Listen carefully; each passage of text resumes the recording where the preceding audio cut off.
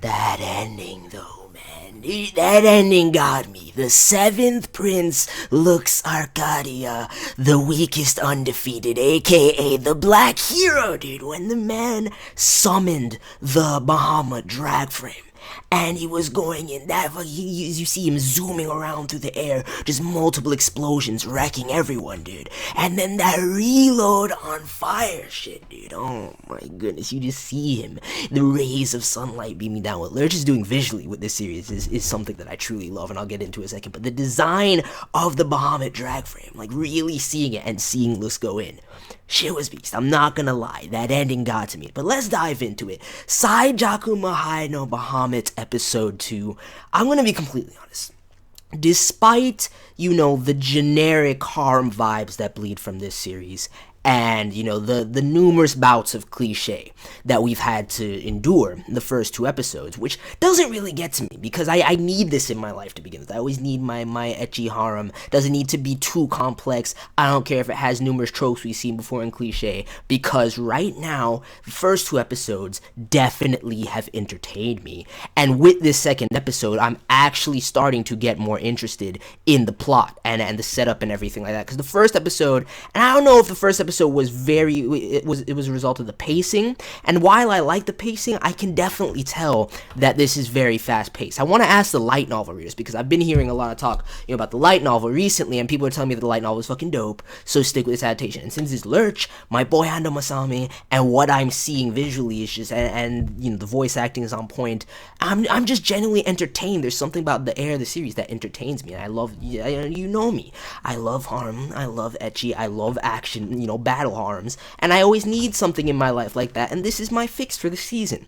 But I want to ask all the light novel readers how the pacing truly is right now, because it definitely seems like they're breezing through material, like really fast paced. So I just want to confirm that. But from what I've heard from the light novel readers, this shit is beast.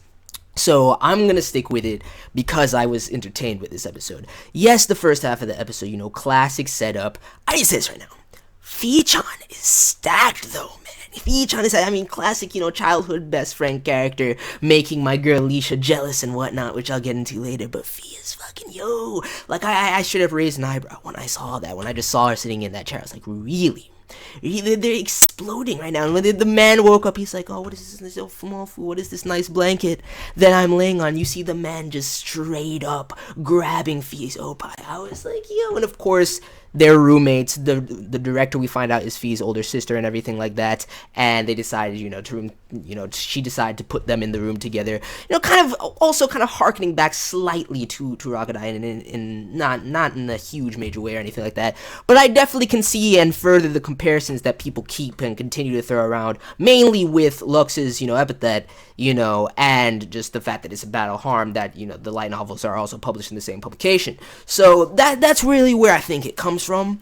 But I really, with this series, before I actually get into what I'm liking with this series, I will reaffirm once again, yes, this is not going to be for everybody. It is not by any means the best thing ever, despite I'm sure the light novel may be beast, but ultimately what I've seen so far, it's not the best thing ever. It really isn't. Hopefully it grows on me. It actually gets better, objectively speaking. If you're not a fan of harms, you're not a fan of ecchi, and you don't like generic cliche stuff going on, you're probably not gonna like this. But for me, it's entertaining. Now, let's dive into the episode before I talk about the rest of the stuff that I want to get into. First of all, LUX'S brother is an absolute fiend. I don't know which prince in line he is, because we know Lux is the 7th prince. We meet his sister in this episode, which I don't even remember if she was in the first episode. But Airi, dude, Airi's amazing. Airi is a good emoto, dude. I like her. I fuck with her. I think behind LISHA, she is probably my second favorite girl that's introduced so far. And then I would have to say, I believe her name is Krulcifer, the blue-haired chick who's interested in the black hero and made that request of Lux. I fucks with her too, but so far I'm loving all the designs for the girls and the characters for Lux as well. Just, I love the color palettes, the aesthetic, and what Lerche is doing visually with the series. And Ando Masaomi is going in terms of the cinematography, especially, in the direction. I'm not too keen on the pacing right now, but I think it works just the same. And I know that he does like to work with that kind of fast pacing. But yeah, and another gripe I do have is that the animation in certain sequences definitely could be more fluid, but just in terms of the presentation, the art, and the designs, like, Lerche is going, it's fucking sexy, alright? But that aside, we also got into LISHA's backstory as well. That actually did get to me, because I was already feeling Lisha after episode 1, and to find out that she was tortured by the old empire and everything like that, how she, gave up all hope and had resolved herself to merge into it, and how she, basically doubts herself and doesn't think she's worthy to actually take up the mantle of queen of this new empire. I'm just like, damn, that's actually, like, it's starting to get me invested with LUX'S backstory, the like, once I heard his the older prince's fiendish laughter and how his demeanor, and how LUX only wanted to save as many lives as possible and was being manipulated by him the entire time. I was like, all right, like, I'm really starting to get intrigued, even though it's a very cliche and generic setup and not too much depth to it with the old and new empire and the whole Civil War and everything like that. I'm starting to get into the plot elements and everything like that, and I can see that there could be potentially be some depth, especially after hearing Lisha's backstory. And I'm glad that fiend that branded her got exactly what he deserved, man.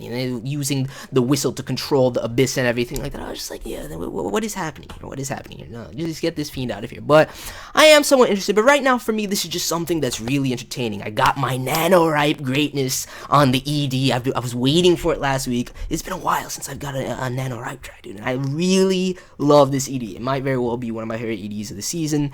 We'll have to, like, stack it up and compare it with other ones. But that's pretty much it. I want to, once again, ask the light novel readers how you feel about the pacing and everything like that. And I think that's pretty much it. Yeah, I think that's pretty much everything I wanted to run through with this episode. Still kind of cliche and generic, but ultimately, as long as I'm entertained, I do enjoy my fan service. I do enjoy the battle elements and what's taking place. And that ending was just fucking beast. Looks going in was beast. I'm not gonna lie. So that's pretty much it. Light novel readers, let me know how this is as an adaptation so far. For the most part, into the formal aspects, I think Lerche is really going in. But that's pretty much it. Let me know your thoughts, and I'm out. Peace.